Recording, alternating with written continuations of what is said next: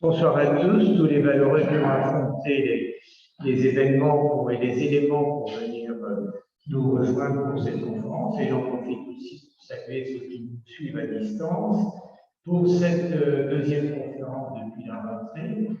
Et à cette occasion, donc, je vais vous présenter celui qui va nous le faire, c'est M. Vincent Derken. M. Vincent Derken est un amateur de rose.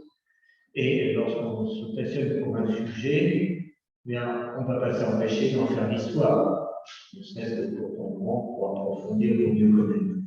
Et donc, M. Derken s'est intéressé aux roses anciennes, et il s'est passionné en particulier pour la vie et les œuvres des jardiniers, puisqu'à l'époque, on n'était pas aussi spécialisé qu'aujourd'hui pour les arbres jardiniers, qui s'intéressaient aux cultiver les roses au XVIIe et au XVIIIe siècle. Et puis, il a rencontré un personnage tout à fait étonnant, André Dupont, qui est né en 1742, décédé en 1817, et qui est un personnage tout à fait exceptionnel, puisque lui aussi s'est passionné avant son temps pour les roses. Il en a constitué une collection, la plus importante collection au monde, et il l'a légué au Luxembourg. Donc vous voyez cette histoire. Aujourd'hui, on chercherait les roses au Luxembourg.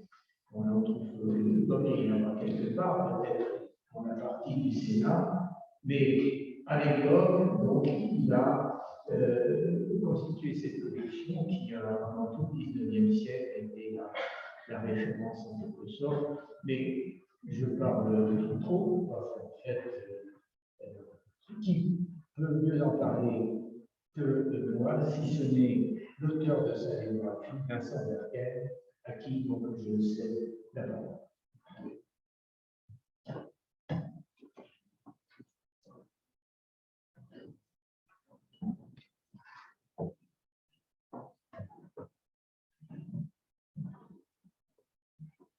Alors, on va mettre en route.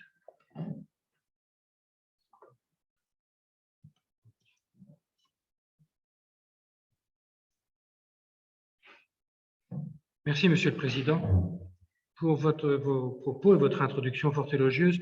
Mais il y a des moments où il faut savoir reconnaître ses limites. Et donc, très vite, je me suis plus intéressé à l'histoire des jardiniers qu'aux roses elles-mêmes. Il y a des spécialistes qui sont très compétents et je n'en ai pas vraiment la compétence. Voilà. Merci. Rapprocher. Voilà, ça va aller.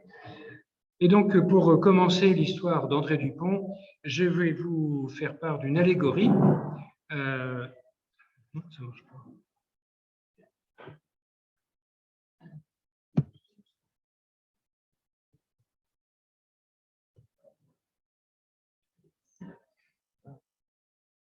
Voilà, c'est reparti.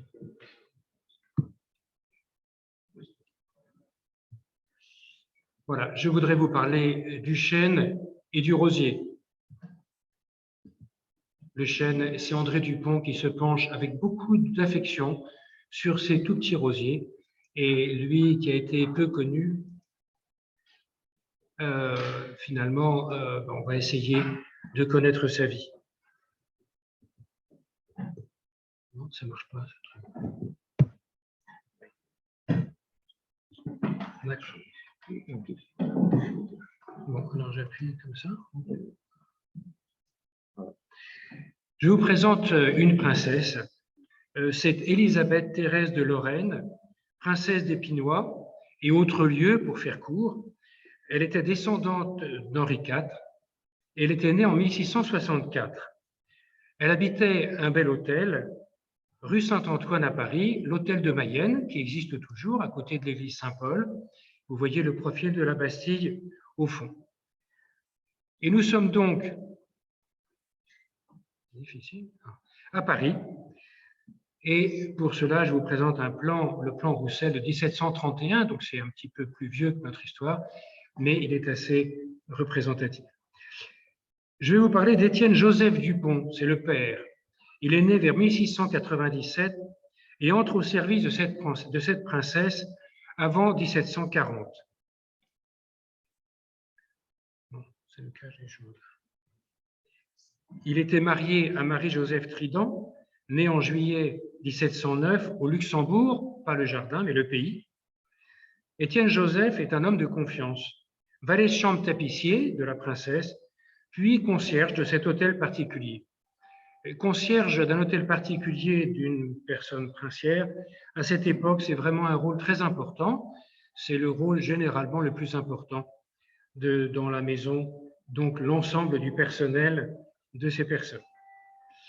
André Dupont, donc le fils, naît le 2 mai 1742, baptisé le lendemain à l'église Saint-Gervais. Son frère Gérard naît en avril 1744. Je parlerai peu de Gérard, mais un peu de temps en temps, parce que ces deux frères ont été très liés. En mars 1748, la princesse décède, et c'est sa petite-fille, Marie-Louise de Rohan-Soubise, née en 1720, Madame de Marsan, qui hérite de tous ses biens. Voici son portrait. Désolé, mais il n'y a pas de portrait d'elle. Même en demandant au conservateur du château de Versailles, où elle a beaucoup vécu et travaillé, personne n'a trouvé de tableau de cette princesse qui était un peu austère et qui sans doute a refusé qu'on lui fasse son portrait. Héritier de tous les biens de sa grand-mère, c'était aussi hérité de tout le personnel. Et 6 ans plus tard, le 8 janvier 1754, Madame de Marsan est nommée gouvernante des enfants de France et s'installe à Versailles. Étienne Joseph, le père, la suit à Versailles avec sa famille. André Dupont a 12 ans. Et donc, il part à Versailles. Nous voici maintenant à Versailles, qui avait une surface plus étroite que celle actuelle, et ils sont logés à l'hôtel de Melun, donc à partir de janvier 1754, tout près du château. La princesse propose à Louis XV d'engager Étienne Joseph pour servir auprès d'un petit-fils à naître, Louis Stanislas Xavier, comte de Provence, futur monsieur frère du roi, futur Louis XVIII, qui naît le 17 novembre 1755. André et Gérard reçoivent une bonne éducation, une instruction de qualité, et André donnera même des preuves de connaissances en latin et en comptabilité. Ils apprennent tous les deux le métier de valet de chambre, sans doute dans la maison des Italiens, qui a ce nom encore actuellement à Versailles, achetée par la comtesse de Marsan en 1759. Elle ne s'appelait pas Maison des Italiens à ce moment-là, mais c'est maintenant qu'elle s'appelle. André y ajoute la formation de tapissier. En fait, le rôle de valet de chambre tapissier n'était pas de faire du point de croix, mais c'était d'être responsable du mobilier et les tapisseries de toute la maison princière. Et lorsque la princesse se déplaçait, on déplaçait les tapisseries et le mobilier. Et donc, c'est le rôle du valet de chambre tapissier de veiller à la bonne installation du mobilier, son bon déménagement, et puis de faire les réparations lorsqu'il y en a besoin. Le 5 mars 1767, Étienne Joseph Dupont, le père, décède à environ 70 ans. C'est à cette période qu'André laisse son frère Gérard à Versailles, auprès de leur mère, et au service de Madame de Marsan. Et il retourne à Paris. Il a 25 ans. Nous voici donc de nouveau à Paris. Et c'est sans doute Madame de Marsan qui le place valet de chambre tapissier auprès de son parent, Louis-Constantin de Rohan-Guéméné, prince-évêque de Strasbourg, à l'hôtel de Rohan, rue Vieille du Temple. C'est dans le quartier, le quadrilatère, qu'on appelle le quadrilatère des archives, et qui possède actuellement l'hôtel de Rohan, qui est en cours de restauration avec des décors somptueux qui viennent d'être inaugurés il y a juste une semaine et qui sera ouvert au public prochainement.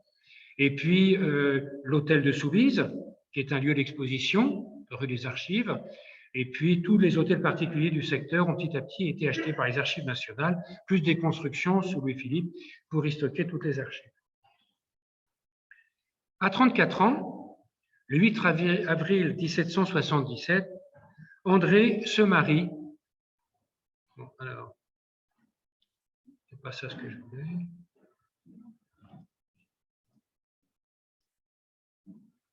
Avec Louise Ferco.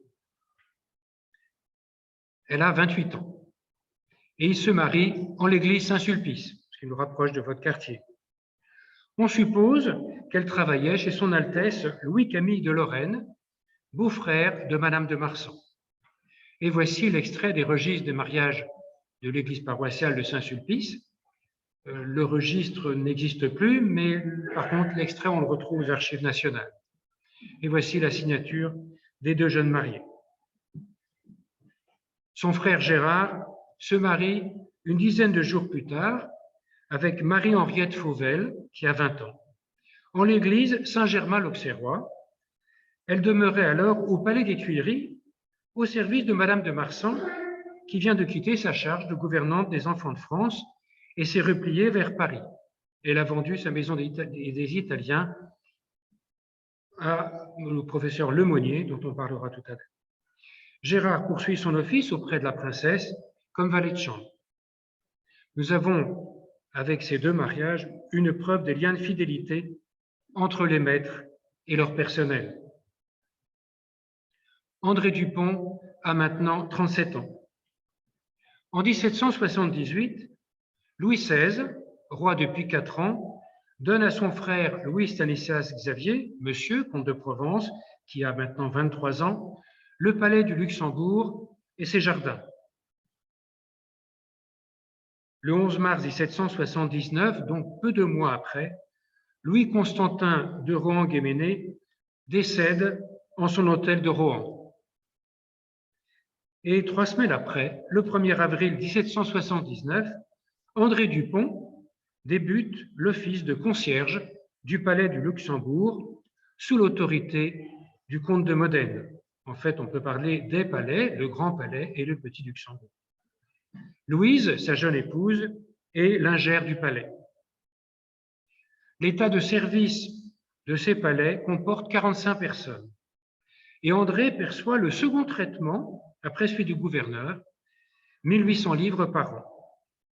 Leur gage devait être versé tous les 3 mois, par quartier, comme on disait à ce moment-là, mais très souvent avec un retard de 12 à 22 mois, ce qui n'est pas tenable lorsqu'on n'a pas de fortune.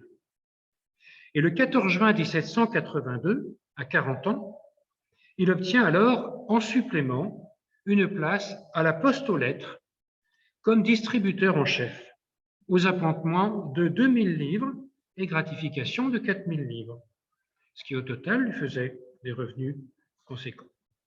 Il a une dizaine de facteurs sous ses ordres. Et le voilà donc double actif au palais et au poste.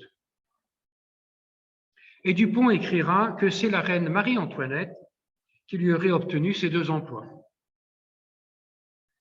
Pour le service du prince, il veille au bon fonctionnement du palais et voici un billet par lequel Dupont atteste la livraison de bois de chauffage et de margottins, qui sont des paquets de brindilles, pour allumer et chauffer les palais.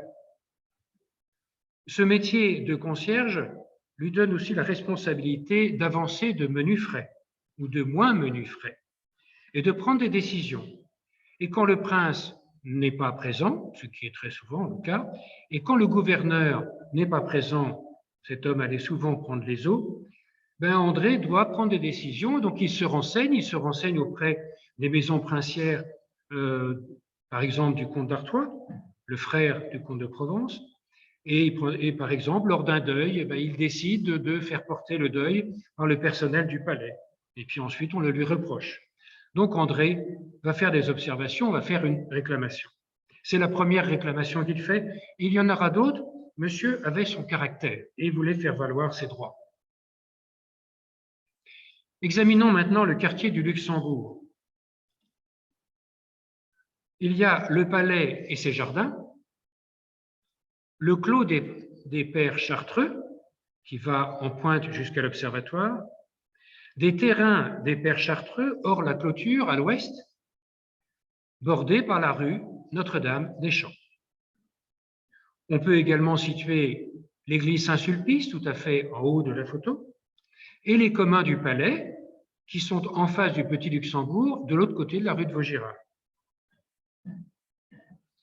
Par acte du 21 juillet 1785, André et Louise sous-louent un terrain des Chartreux d'environ 1500 mètres carrés, moyennant la somme de 150 livres par an, rue Notre-Dame-des-Champs, à peu près au milieu de la rue Notre-Dame-des-Champs. Ils signeront un nouveau bail 4 ans plus tard, directement auprès des pères Chartreux, le 25 juillet 1789, et doubleront la surface de terrain ainsi que le loyer. Je ne vous ferai pas l'insulte de vous dire que juste avant le 25 juillet 1789, il y a eu le 14 juillet 1789, et c'est donc le début de la Révolution française. Changeons maintenant de fond de plan plus conforme à la période qui nous intéresse, c'est le plan Wernicke, qui a relevé tout l'ensemble de la ville de Paris de l'époque. Nous reparlerons de Wernicke plusieurs fois. La partie ouest du jardin, donc à gauche de la photo, a été lotie par monsieur pour financer la restauration du palais. La surface du jardin en a donc été réduite. Et la campagne des Dupont n'est pas très loin de leur logement de fonction au commun. Je parle de campagne parce que c'était la campagne à ce moment-là. Et donc, il peut, à pied depuis les communs, prendre un petit bout de la rue de Vaugirard et la moitié de la rue Notre-Dame-des-Champs pour rejoindre leur jardin. Dans le détail, voici un plan qui est la minute du relevé de plan fait par Wernicke. Je vous dirai tout à l'heure pourquoi. Un plan très précis avec toutes les cotes qui permet de vraiment examiner le jardin des Dupont à cette époque-là. Ils font creuser un puits, construire une maison luxueuse de près de 200 mètres carrés habitables, luxueuse par sa taille. Il y a un grand salon, il y a une serre chauffée, il y a bien sûr des chambres à coucher, le logement pour une domestique, toutes les commodités. Et puis ils font construire le logement du jardinier le long de la rue Notre-Dame-des-Champs, à côté d'un escalier de servitude qui descend aux carrières sous-jacentes. Vous savez sans doute que tout ce quartier est truffé de carrières. L'intérêt pour nous, c'est que cet escalier existe toujours, et donc cela permet de situer avec une très grande précision l'emplacement du jardin des Dupont de cette époque. Ils ont créé un potager, un bosquet et un jardin à l'anglaise. Ils devaient pouvoir utiliser le rectangle que vous avez en haut à gauche, nommé Enclave Lecomte, qui était bordé d'un mur. Normalement, le monsieur Lecomte, qui ne payait pas son loyer aux frères Chartreux, était mis à la porte, mais ne veut pas partir. Il n'abat pas le mur, et donc les Dupont ne pourront pas récupérer ce morceau de terrain. Ils avaient donc tout pour être heureux. Ils l'ont été quelques années, bien que très endettés. Mais, rappelons-nous, nous sommes au début de la Révolution française et le décret du 2 novembre 1789 impose la nationalisation des biens du clergé. Et il n'était donc pas propriétaire, il n'était que locataire des pères Chartreux, et ces terrains tombent dans l'escarcelle des biens nationaux. Cela donne donc lieu à une intention de vente, à des estimations, et c'est Wernicke, avec un de ses collègues, qui estime l'ensemble du terrain et des constructions à 2910 livres. Vous verrez tout à l'heure que ce n'était pas bien payé. Donc, expertise, contre-expertise, parce que Dupont râle à nouveau, et il obtient que André Thoin, qui est à ce moment-là professeur de botanique, qui est professeur de culture, au Jardin du Luxembourg, soit nommé comme l'un des experts pour évaluer le terrain. Et s'il a été nommé ainsi, proposé par André Dupont, c'est sans doute que son jardin comportait des espèces d'essences rares, des roses peut-être, mais nous n'en savons rien, puisque cet élément de l'expertise ne nous est pas parvenu, et sans doute a-t-il été brûlé dans l'incendie de l'hôtel de ville en 1870, malheureusement. Et donc, l'ensemble des terrains est mis aux enchères publiques. Cela donne lieu à des propositions de prix, à des ventes qui tombent parce que les gens s'étaient portés acquéreurs mais n'avaient pas l'argent pour le payer, et puis à des ventes à des prête-noms qui passent d'un prête-nom à un autre prête-nom, et puis finalement, et même Dupont est rentré dans ce jeu de prête-noms aussi pour les ventes. Enfin, au bout du compte, l'ensemble du terrain et des constructions est vendu, mais les créanciers de Dupont sont prévenus et font opposition. Et André Dupont n'est pas content du tout. Il signe le document d'opposition en mettant qu'il tient pour mauvais tous ceux qui l'ont dénoncé, et il n'est pas content du tout. Et donc les Dupont sont amenés à tout vendre. Le logis, le terrain, les outils de jardinage, le mobilier et sans doute toutes les plantes. Et sur ce point, comme je vous le disais, nous n'avons pas de certitude, mais les actes de vente montraient bien qu'ils vendaient tout. Il récupère 27 000 livres. Par rapport aux 2910, il y a quand même un gap important. Après avoir obtenu la main levée, bien sûr, des oppositions et d'avoir donc payé tous les opposants et tous les travaux. Mais ils ont profité de ce premier terrain pendant 7 ans, jusqu'à juillet 1792. Et donc, André Dupont quitte ce premier jardin, il a 50 ans. En son début de la Révolution, où sont nos acteurs? André Dupont est toujours fidèle à la Poste.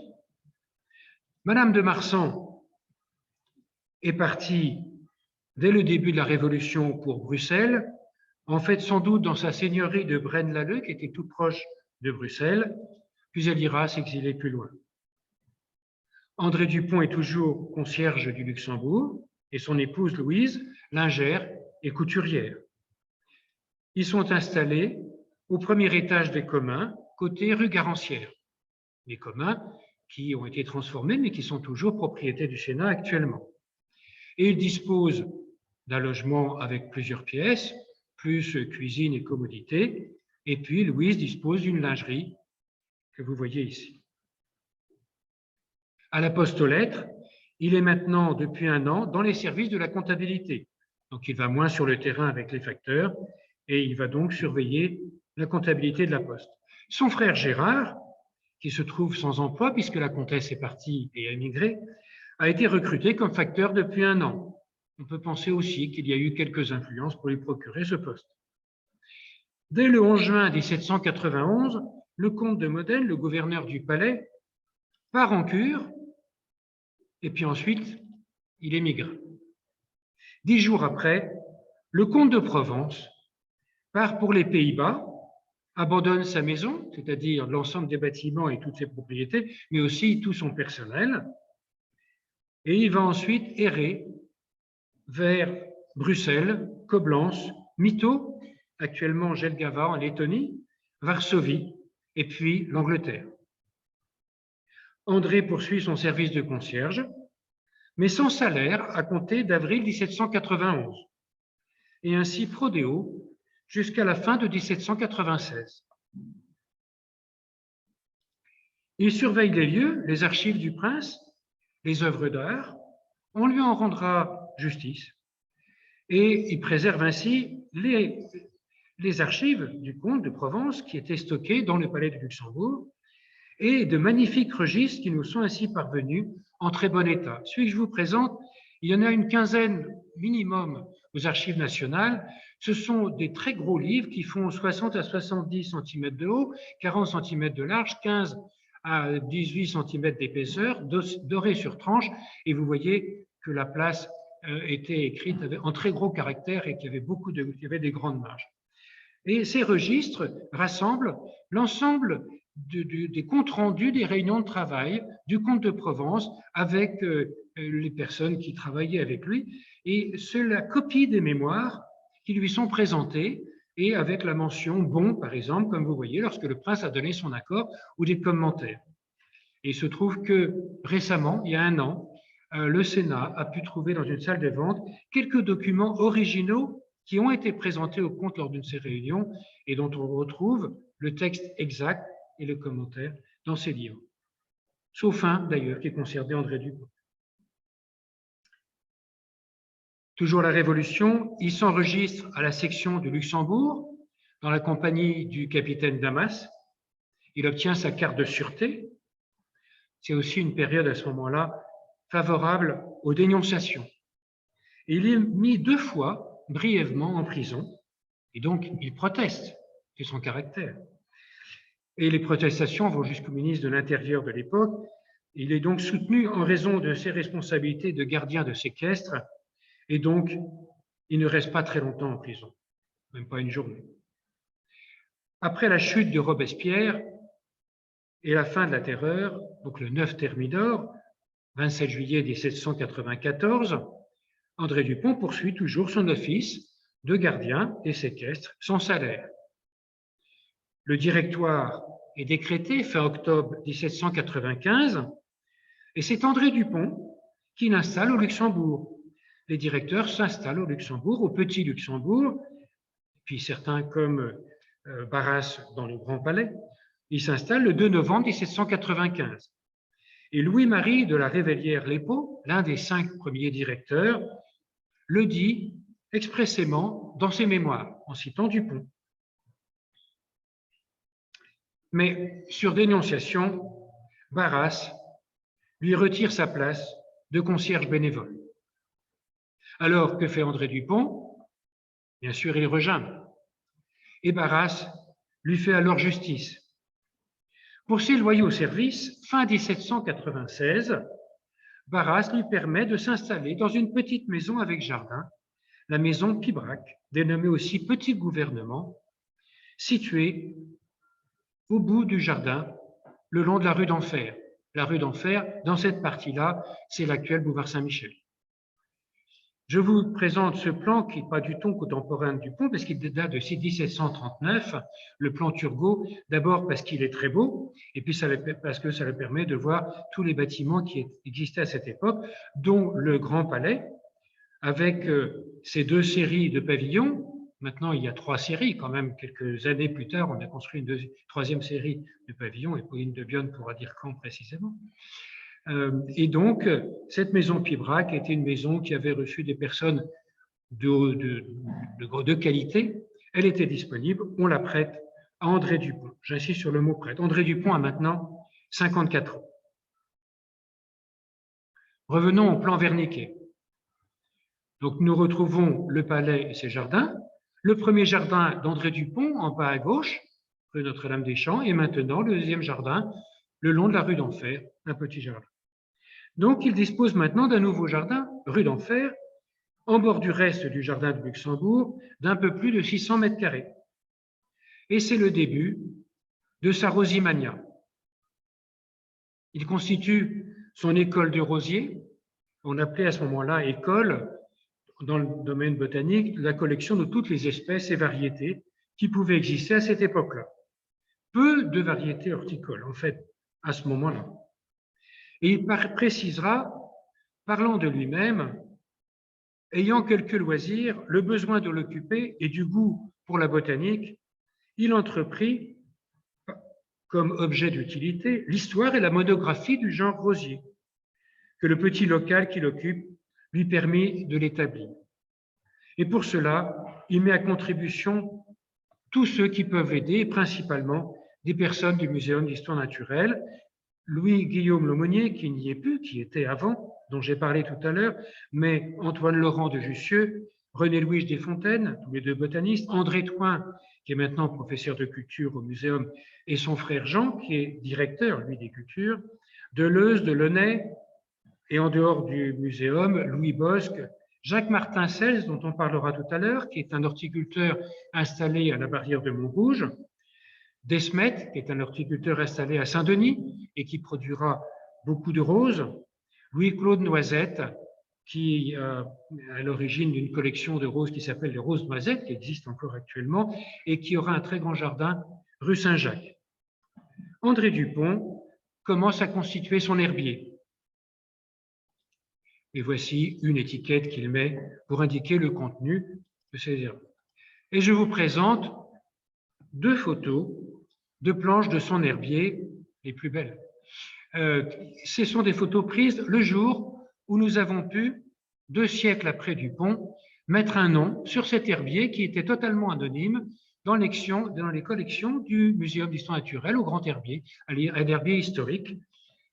C'était un herbier, donc, comme je dis, anonyme, et avec un certain nombre de critères dont que je vous montrerai tout à l'heure, nous avons pu mettre un nom, celui d'André Dupont.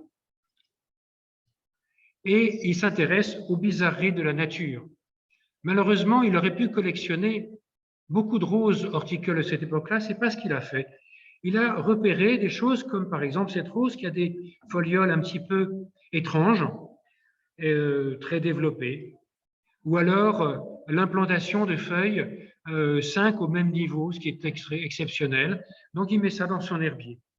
Et il en fixe certaines par la greffe, certaines de ces bizarreries, des mutations. Ainsi, par exemple, ces feuilles bigarrées, donc de 2 couleurs, et vous avez la photo d'une aquarelle de Redouté. Vous connaissez peut-être Redouté, qui est l'auteur de livres magnifiques, Les Roses, de 1817 à 1824, et qui sert de référence encore actuellement. Et bien dans ces livres, il y a plusieurs roses qui ont été peintes, et certaines sont issues d'un travail d'André Dupont qui a fixé par la greffe des mutations. Les mutations mutaient dans un sens, mutaient aussi dans l'autre, et donc certaines n'ont pas duré très longtemps. Mais par exemple, Rosa bullata, que l'on voit, est une rose qui existe encore actuellement. Rosa centifolia crenata, pardon pour ceux qui ne sont pas botanistes, mais avec des folioles très crénelées. Ou alors Rosa centifolia bipinata, c'est une mutation qui a été observée 2 siècles avant Dupont. Il se trouve qu'il l'a observée, il la fixe par la greffe, il en met les échantillons dans son herbier et Redouté la peint. Et cette rose a été commercialisée pendant une 50aine d'années après Dupont. Ou alors il collecte des monstruosités, entre guillemets, observées par d'autres, telles Rosa centifolia caryophyllata, aussi peinte par Redouté.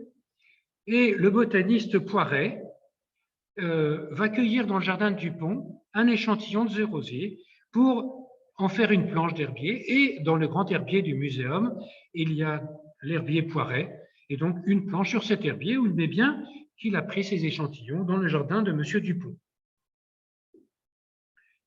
Mais pour mémoire, André et Louise Dupont occupent cette maison et ce jardin sans aucun titre. Barras a juste prêté. Et l'administration des finances s'en émeut. Et donc, fin 1799, non pas donc, le 18 Brumaire, c'est l'avènement du consulat. Je saute un petit peu rapidement les années. Et l'avènement du Sénat conservateur. Bonaparte et Joséphine s'installent temporairement au Petit Luxembourg.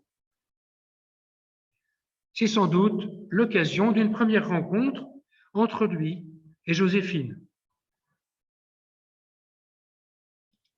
Et ils vont parler de Rose. Dès le 7 janvier 1800, André Dupont, qui connaît tous les gens qui s'occupent de la gestion du palais, dont les gens du groupe d'architecture et tout l'entretien, entend des rumeurs et bien informé, craignant pour l'avenir de son logement et du jardin, adresse au Sénat conservateur une pétition, une de plus. Et il annexe la copie d'une attestation qui lui a été délivrée par plusieurs de ses éminents soutiens au sein du muséum et de l'Institut. On retrouve Cels qui était cultivateur, mais membre de l'Institut aussi, René-Louis Desfontaines, qui est aussi membre de l'Institut. Il y a Jean Thoin qui la signe. André Thoin, a priori, il n'a pas signé, mais s'il avait été là, il l'aurait signé. Et André Dupont réclame une fois de plus qu'on lui restitue son titre de concierge. Il ne demande pas qu'on lui rembourse tout ce qui aurait dû lui être payé pour le travail qu'il a fait de nombreuses années.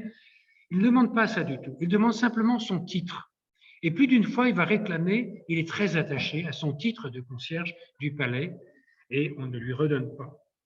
Et ce que je vous présente, c'est la première profession de foi d'André Dupont dont nous disposons au sujet de ces roses.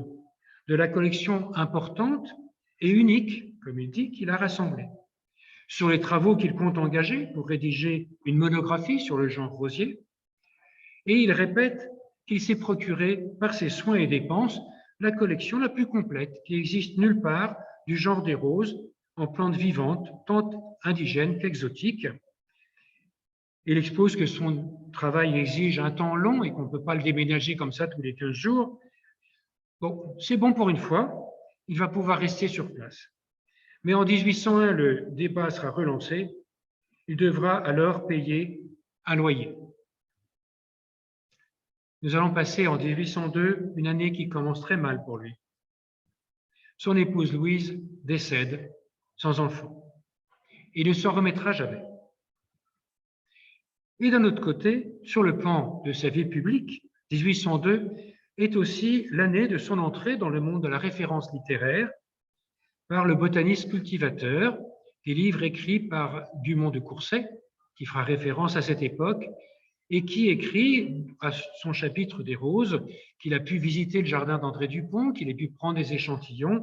Il le remercie beaucoup pour cette collaboration. On vient lui rendre visite, on cite son jardin et ses roses, la belle et unique collection des rosiers de M. Dupont, par exemple, dans Le Bon Jardinier, qui est un almanach de plusieurs centaines de pages qui est publié chaque année. Et donc, on cite son jardin, rue d'Enfer. Plus de 40 ouvrages ou rééditions, catalogues aussi, parleront de lui de son vivant. Le nouveau dictionnaire d'histoire naturelle annonce son projet de rédaction d'une monographie du genre rosier. En cette année aussi, 1802, il fournit des rosiers au muséum. Et à partir de 1803, c'est le début d'une collaboration, car c'en est une, entre André Dupont et Madame Bonaparte, pour la fourniture de roses à ce domaine de Malmaison. Cependant, les projets d'embellissement du jardin du Luxembourg vont bon train et l'on prévoit une ouverture à l'est qui doit occasionner des démolitions, dont une partie de sa maison. On occulte la porte donnant sur le jardin, le petit trait que vous voyez en haut à gauche, et c'est un nouveau privilège qui lui est supprimé. Tous les privilèges, concierges et tout ça, il n'aime pas qu'on le supprime. Finalement, on abat un mur, celui qui est quasi vertical, que vous voyez, et l'on pose une palissade de bois. On voudrait le jeter dehors, qu'on ne ferait pas mieux. Il proteste toujours et encore, il obtient quelques compensations, quelques dédommagements. Mais en 1803, on réalise pourtant ses travaux. Et voici un plan issu de la collection des plans du Sénat, où vous voyez le jardin réduit à sa portion congrue, sa maison, et la nouvelle entrée du jardin, juste au-dessus du regard des eaux d'Arcueil, qui étaient les eaux qui venaient et qui permettaient d'alimenter en eau le château et tout le jardin. Et donc, cela ampute sa maison et son jardin. Or, il est en affaire avec Madame Bonaparte, Joséphine, à qui il devait fournir une série complète de sa collection. Et donc, il en parle aux professeurs du muséum qui interviennent en sa faveur auprès du Sénat conservateur. Et les professeurs Thoin, Jussieu, Desfontaines font une lettre pour le soutenir et parler de cette fourniture de roses pour Madame Bonaparte. Même Lacépède, professeur au muséum, mais Lacépède, à ce moment-là, il est grand chancelier de la Légion d'honneur. Il intervient directement auprès du Sénat. On lui signifie pourtant son congé. Et donc, les roses de Joséphine attendront. En octobre 1803, il a 61 ans et donc il est contraint de quitter ce jardin et doit déménager ses rosiers. Il trouve un autre jardin à 200 mètres de là, dans l'ancien couvent Sainte-Marie, rue Saint-Jacques. Et d'après une citation de Jean-Pierre Vibert, qui est quelqu'un qui deviendra un rosiériste très connu, mais juste après André Dupont, il avait peut-être déjà loué ce terrain que je vous montre à la Visitation Sainte-Marie depuis plusieurs années, ce qui est vraisemblable, car il était trop à l'étroit dans ce tout petit jardin Et pour multiplier les rosiers en quantité par centaines pour Joséphine, il fallait quand même de la place. Et Vibert, c'est l'occasion, parle des rosiers greffés en tête pour faire des rosiers-tiges, c'était la grande mode à cette époque, et dont Dupont s'était fait une spécialité. On dit même que c'est chez lui que se sont fournis les célèbres pépiniéristes anglais Lee et Kennedy à Hammersmith, qui est maintenant un quartier de Londres. Et donc, André Dupont transporte son école de roses dans le jardin du couvent Sainte-Marie. En 1804, c'est aussi l'année de la parution de l'encyclopédie méthodique de Lamarck, dans laquelle Poiret, dont on a parlé tout à l'heure, fait la part belle aux roses d'André Dupont. Il parle de son obtention de la Rosa centifolia simplex, qu'il nommera la Louise en référence à sa tendre épouse décédée. En 1804, André Dupont est alors 4e vérificateur au compte de quartier, à la poste aux lettres, donc au compte trimestriel, et il touche 3 600 francs par an, qui correspondait à peu près au même taux que les livres anciennes, ce qui est un bon salaire. 1804, c'est aussi le passage au Premier Empire. Le 18 mai 1804, Joséphine est proclamée impératrice des Français et par voie de conséquence, André Dupont prend du galon. Il devient le consultant S-Rose de l'impératrice Joséphine.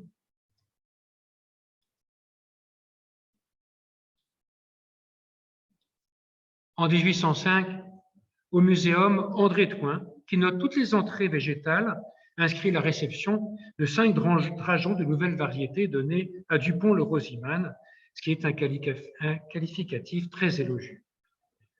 En 1806, il reçoit la visite du jeune botaniste Augustin Pyramus de Candolle, le 10 juin, qui repart avec 2 échantillons de roses pour son propre herbier, et l'un d'eux servira à la description, quelques années plus tard, par Nicolas-Charles Seringe, de la rose dénommée encore de nos jours Rosa orientalis A. Dupont, ex-Seringe. C'est son nom tout à fait officiel et reconnu encore actuellement. André Dupont est fournisseur de Joséphine, et voici quelques données et quelques chiffres. En 1806, avec un petit peu de retard dû à son déménagement, il effectue donc des livraisons de rosiers pour Malmaison. Voici quelques données de prix. À cette époque-là, les rosiers étaient vendus 1,50 franc à 2 francs ou jusqu'à 8 à 10 francs selon la variété, la rareté, ou si c'était des rosiers-tiges par exemple. Mais pour l'impératrice, tous les fournisseurs multipliaient les prix par 2 ou par 3. Napoléon, lui, biffait les factures, réduisait les montants. Il ne l'a pas fait pour Dupont. Mais donc, voilà. Et les mémoires étaient payées avec 1 an de retard au minimum. Et voici donc ce que l'on peut relever dans les comptes de Jean-Claude Balouet, secrétaire des dépenses de l'impératrice. Donc pour 1808, 3 paiements. Et donc, cela correspond à ces prix multipliés par 2 ou 3 à 950 à 480 plants de rosiers, qui est quand même une grande quantité. Et donc, si on commence à lui payer ses factures en janvier 1808, c'est qu'un mémoire a été présenté début 1807 et donc une livraison à l'automne 1806. En 1809, de nouveau des factures, ce qui correspond à environ 500 à 250 plants. Première facture en mars 1809, donc mémoire début 1808, livraison à l'automne 1807. Et puis on a quelques montants, et j'ai mis beaucoup de points d'interrogation parce que ce sont des factures non payées en 1812, 1813, 1814. Ce sont des données extraites de l'inventaire après le décès de l'impératrice. Le nom Dupont est cité avec la mention fleuriste, mais sans certitude qu'il s'agisse d'André Dupont, alors que les premières factures étaient bien marquées « fournisseur de roses ». J'en profite, puisqu'on parle de Dupont et de Malmaison, on trouve des affirmations, principalement dans des livres anglo-saxons, pour dire que Dupont était jardinier de Malmaison ou jardinier du Luxembourg. Toutes ces informations sont fausses. Il a toujours été un rosiman indépendant. Au sujet De cette relation privilégiée d'André Dupont et de Joséphine à propos des roses, Jean-Pierre Vibert, dont je vous parlais, écrira dans ses essais sur les roses en 1824 que Joséphine l'honorait de son soutien et d'une bienveillance particulière. Loiseleur de Longchamp, botaniste, qui écrit un livre sur les roses en 1844, dit que Joséphine et Dupont furent à cette époque les deux personnes qui donnèrent à Paris une grande impulsion sur ce genre de culture. Et puis Jules Gravreau, vous savez, celui qui a créé la roseraie de L'Haÿ-les-Roses, dans un livre qu'il écrit en 1912, il a essayé de faire le recensement de toutes les roses qui existaient à l'époque de Joséphine, puisqu'on n'a pas de relevé des roses de Joséphine. Donc il a regardé, il a essayé d'étudier toutes les roses qui existaient à cette époque, et comme on sait que Joséphine collectionnait tout ce qui existait, on peut imaginer que la liste qu'il a établie est assez vraisemblable comme pouvant être les roses de l'impératrice Joséphine. Il parle souvent d'André Dupont et il considère que c'est le premier de nos rosiéristes français. En cette année 1807, Guillaume-Antoine Olivier, qui est un naturaliste explorateur, fait paraître la relation de son voyage en Perse pour le compte du gouvernement. Et il évoque le rosier en arbre, alias Rosa moscata, et les graines qu'il a confiées à son retour à André Dupont, qui a réussi à en faire germer une. Cela fait écho aux propos, ça c'est ce qu'il écrit dans son livre, et aux propos écrits par Dupont sur une planche de son herbier et qui serviront à son identification. Il parle bien des graines données par Olivier. 1810, je vais un peu vite, pardonnez-moi, mais je crois que le temps m'est un peu compté. André Dupont a 68 ans et c'est une année de questionnement. Il envisage de déménager une nouvelle fois sa collection complète de rosiers. Pourquoi? Peut-être que son bail Faubourg Saint-Jacques se termine. Sent-il ses forces décliner et le besoin de se faire aider? Il pense au muséum, car il y connaît tous ceux qui lui ont prouvé leur soutien par le passé. Mais ces conditions sont excessives. Le muséum n'a pas vocation à accueillir les collections et les collectionneurs. Et le 19 septembre 1810, les professeurs du muséum délibèrent et refusent. Il lui reste donc à poursuivre seul sa culture. Il a déjà beaucoup bougé ses jardins.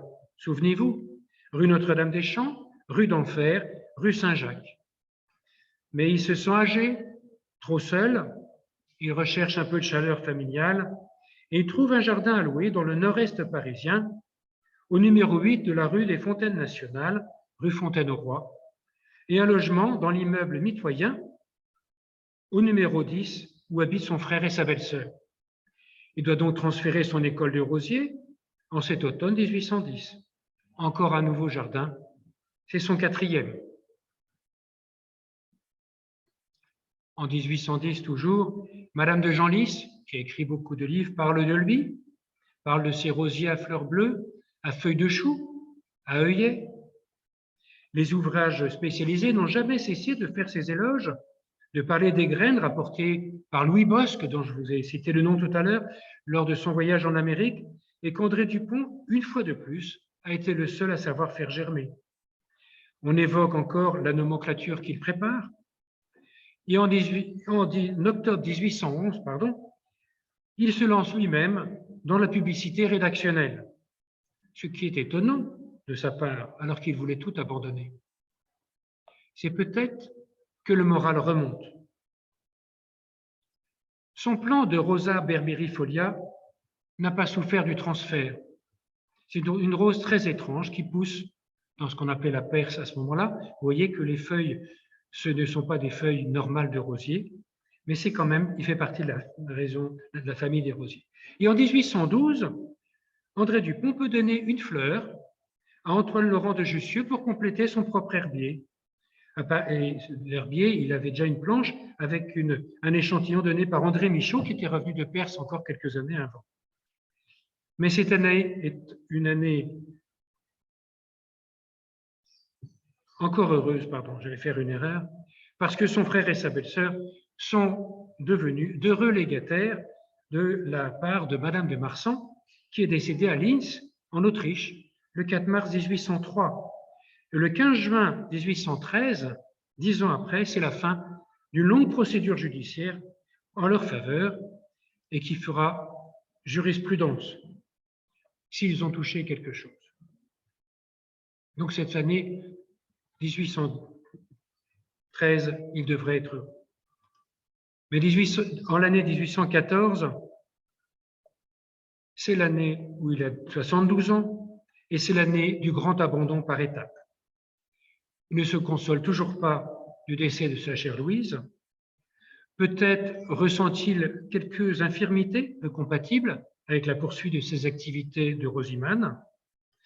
1814 est donc une année horrible. Auguste de Pronville, un autre botaniste, imagine encore qu'il va rédiger la nomenclature des roses, mais non, il ne la fera pas. Il décide de se séparer de son herbier et le 15 février 1814, Richer, garçon jardinier au muséum, réceptionne l'herbier des roses de M. Dupont. Celui-ci est composé de 232 planches, quelques petites feuilles pliées contenant des pétales et des folioles. Il donne aussi son unique plan de Rosa berberifolia, que je vous ai présenté tout à l'heure, et qu'il a eu tant de mal à obtenir et à conserver. 1814, Napoléon Ier, battu par les puissances coalisées, abdique. André Dupont apprend le décès de sa belle-sœur Marie-Henriette le 2 mai. Il a nommé des roses Henriette. Il apprend celui de Joséphine le 29 mai. Tout cela est très triste. Élément de consolation, c'est l'arrivée de Louis Stanislas Xavier de France, rendu au vœu des Français, la première restauration, et Dupont retrouve son chéri roi. Mais Louis XVIII constate que les caisses de l'État sont vides, l'administration doit faire des économies, celle des postes arrête donc la mise à la retraite de plusieurs employés, et le 14 septembre 1814, la liste des bénéficiaires d'une pension. Ceux qui étaient chassés n'étaient pas tous bénéficiaires d'une pension, je le précise. Lui, il en aura une. Ils sont informés par une lettre du directeur général, le comte Ferrand, qui est ministre d'État, et pour effet au 1er octobre. C'est un coup terrible.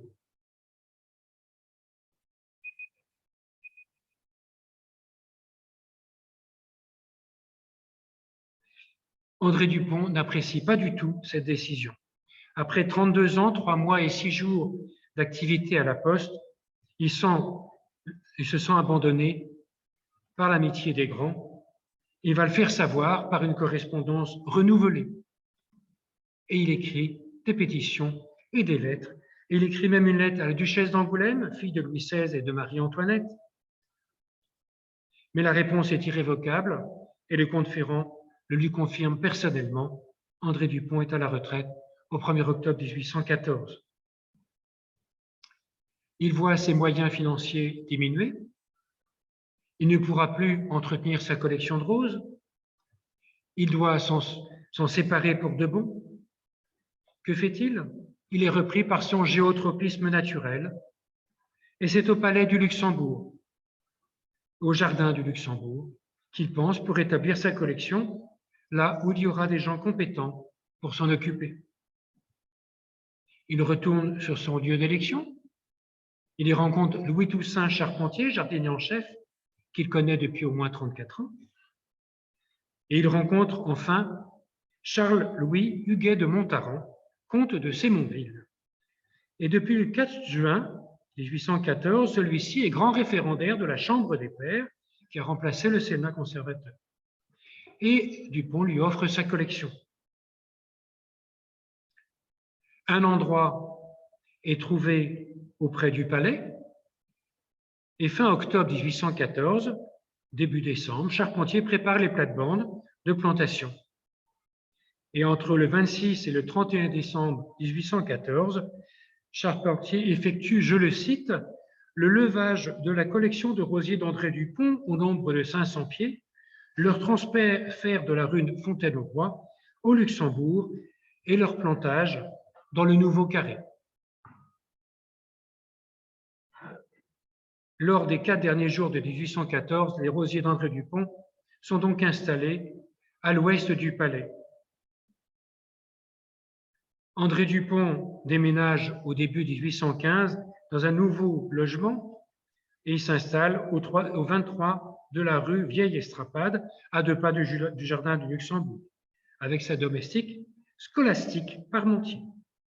Et nous pouvons penser que, tant qu'il le peut, il effectue son petit tour quotidien, à pied jusqu'au jardin du Luxembourg. Il se dirige vers son carré de roses, qu'il observe en s'appuyant la simèse de la grille qui l'entoure, peinte vert olive, comme les fauteuils du jardin du Luxembourg à l'heure actuelle. Et il doit être heureux au printemps, quand la floraison de ces roses lui montre sa collection. Il doit être un peu nostalgique et dira même que le spectacle est magnifique à la belle saison. 2 ans après, Julien Alexandre Hardy, nommé jardinier en chef à la place de Charpentier, créera un nouveau jardin de roses à l'est du palais. Le comte de Sémonville lui adresse une lettre fort aimable et lui promet une pension de 600 francs. Et il faudra attendre la seconde restauration pour qu'elle soit effectivement versée de trimestre en trimestre. Voici un reçu. André Dupont reste cependant très inquiet et cela se voit aux propos alarmants qu'il écrit le 17 mai. Et il écrit au muséum pour essayer de vendre ses outils en quémandant une aumône, en demandant de l'aide. C'est un peu pathétique. Il avait pourtant quelques revenus. Coup de théâtre. André Dupont se remarie avec Geneviève Adrienne Pauline Foucampré, qui a 33 ans de moins que lui. Peut-être pour avoir auprès de lui une personne qui le prenne en charge dans ces dernières années, en échange d'un bas de laine. On apprendra lors du décès de la demoiselle en 1834 qu'elle ne sera pas remariée et qu'elle a vécu rentière. Vous vous souvenez de la belle lettre de Sémonville, le grand référendaire, octroyant une pension à André Dupont en échange de sa collection? Eh bien, le vieux chat se parjure. Le vieux chat, c'est une expression de Talleyrand pour cet homme, et la caricature peu aimable est d'Honoré Daumier. En effet, début 1817, la pension de 600 francs par an est supprimée sans avertissement. André Dupont en est très affecté. Il écrira à Sémonville à 3 reprises, sans aucune réponse. Le 14 mai, il adresse alors une longue réclamation au comte de Pradelles, ministre de la Maison du Roi, pour lui raconter toute l'histoire, et son écriture traduit son émotion. Pradelles, qui a sans doute reçu une mission de bienveillance de la part de Louis XVIII, qui est une mission d'affection pour ses anciens serviteurs, va prendre le temps de s'informer, et Sémonville lui répondra qu'il a accepté les roses par pitié et que la pension était une aumône, pensant que Dupont était sans ressources. Le vieux chat est vraiment malhonnête. Voici le brouillon de la réponse de Sémonville.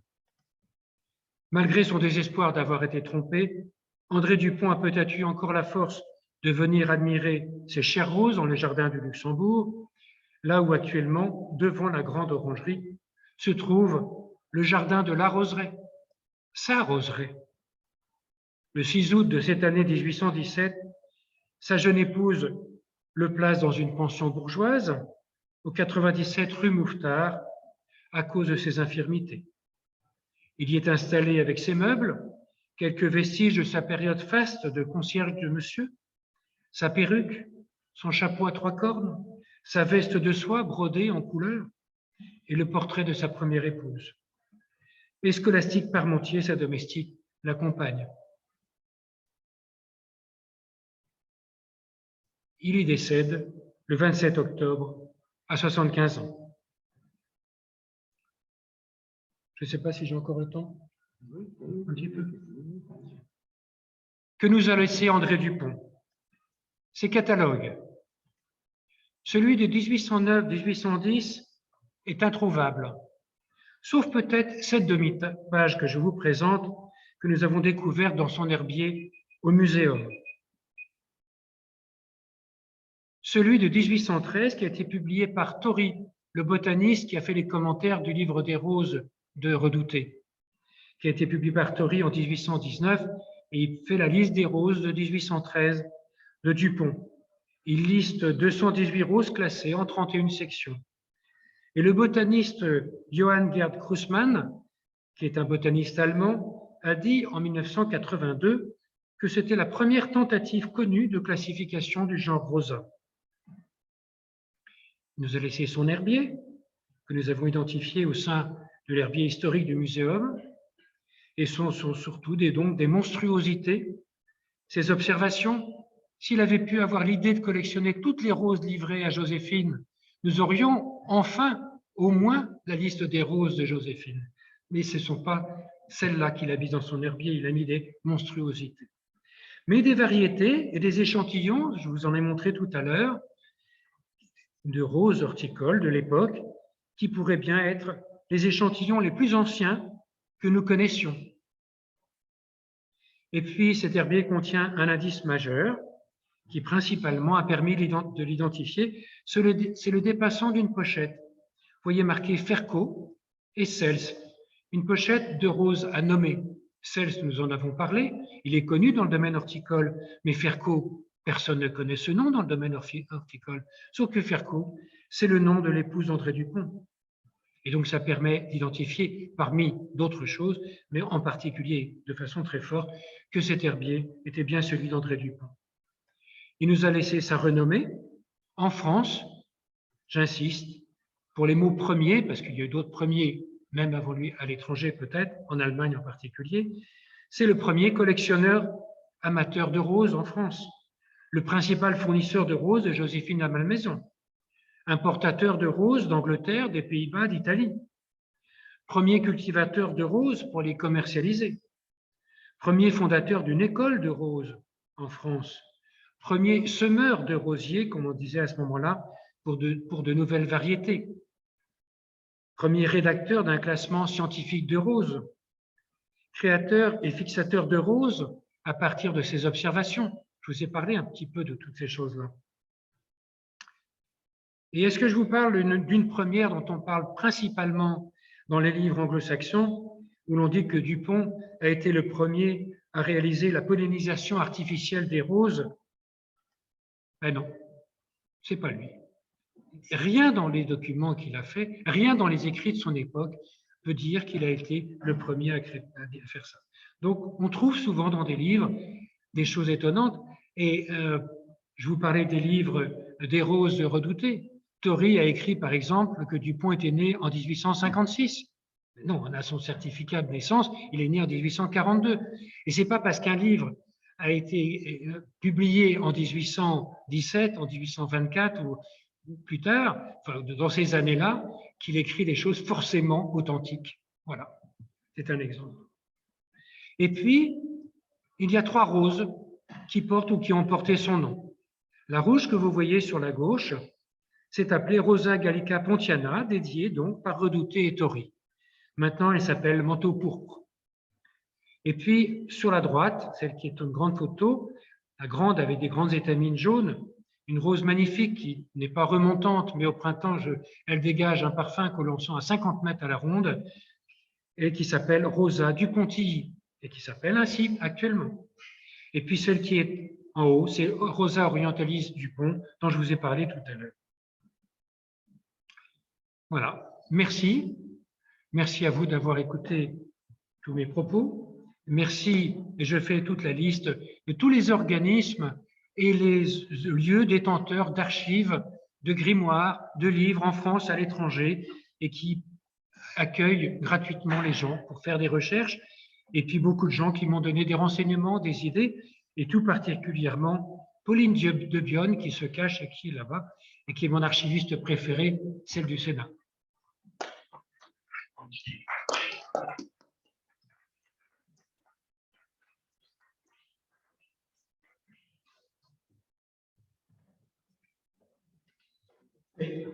Merci de votre présentation de ce personnage que vous décrivez passionnant, qui a marqué de sorte un peu un temps l'histoire du Sénat. Mais que reste-t-il aujourd'hui au Sénat comme race, comme rose. Est-ce qu'on cultive toujours des roses au cerf? Alors, je vais demander à Pauline de Lyon de fermer ses oreilles. Je vous ai montré la photo de la roseraie qui est devant l'orangerie. C'est un lieu qui s'appelle la roseraie, mais c'est un endroit où il y a des bacs à sable pour les enfants et il y a 7 ou 8 rosiers autour. Et il y a qui ne sont pas historiques. Par contre, dans les enclos fruitiers que vous avez tout à fait à l'opposé, donc près de la rue Auguste-Comte, vous avez des enclos fruitiers avec des arbres qui datent du temps des Chartreux et qui est ce qui reste le reliquat du jardin des Chartreux après que Napoléon III ait décidé d'enlever toute la pointe du terrain et de la lotir. Et dans cet enclos, il y a 4 ou 5 rosiers, dont 2 ou 3 qui sont des roses créées par Julien Alexandre Hardy, que je vous ai cité tout à l'heure. Et Julien Alexandre Hardy, alors, vous me pardonnerez, mais je reprends juste un petit peu ce que vous dites. Donc, Dupont, il a donné sa première collection, et c'est Hardy très vite après qu'il a récupéré, qu'il a entretenu, et les collections de roses dans le jardin du Luxembourg se sont un peu promenées. C'est vrai que les roses sont très friandes et très gourmandes de ce qu'il y a dans le sol, et donc il faut déplacer les rosiers. Et à une période, toute la pointe de terrain que vous voyez dans ce que je vous ai montré en bas des photos de cette époque du jardin des Chartreux, pendant une période a pu être gérée par le Sénat. Il y a eu un jardin à l'anglaise, et là il y a eu des collections de roses qui ont pu être établies aussi, et dont Julien Alexandre Hardy, lui, il s'est piqué vraiment pour la rose, et il a créé donc le deuxième jardin dont je vous ai parlé.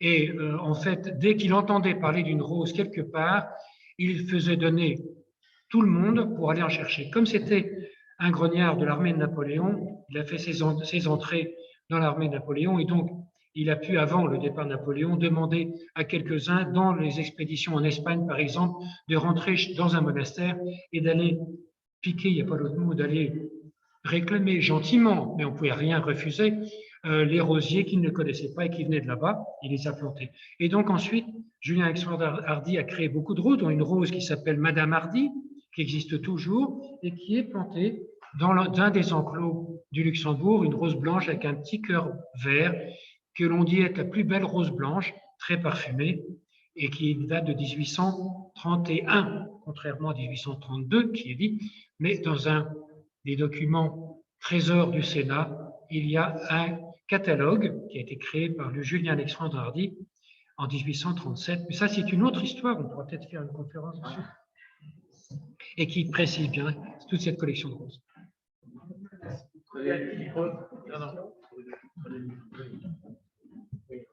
Y a-t-il d'autres questions? Personne.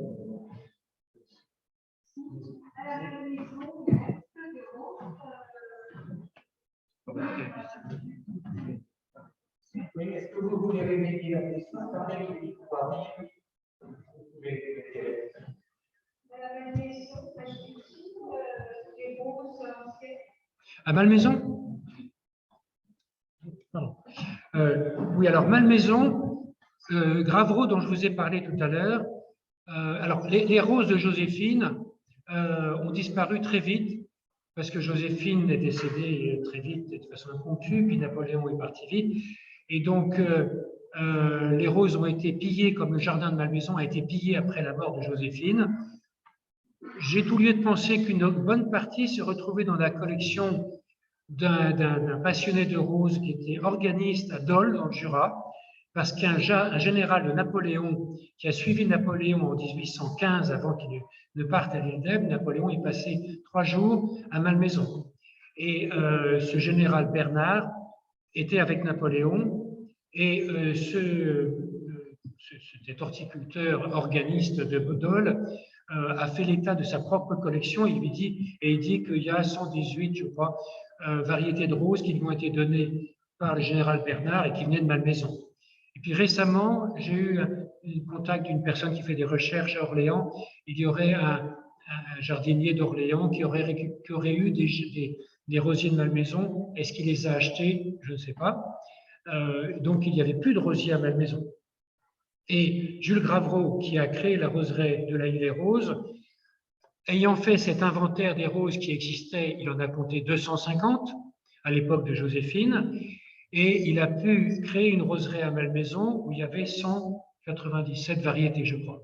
Et puis cette roseraie a disparu, elle a été recréée une autre fois, et puis récemment, je crois, ça a commencé il y a 5 ans, le jardinier en chef du jardin de Malmaison a recréé, sous la forme d'une croix de la Légion d'honneur, tout un jardin de roses en essayant de mettre le maximum de roses qui existent encore actuellement et de cette époque pour refaire une roseraie à Malmaison.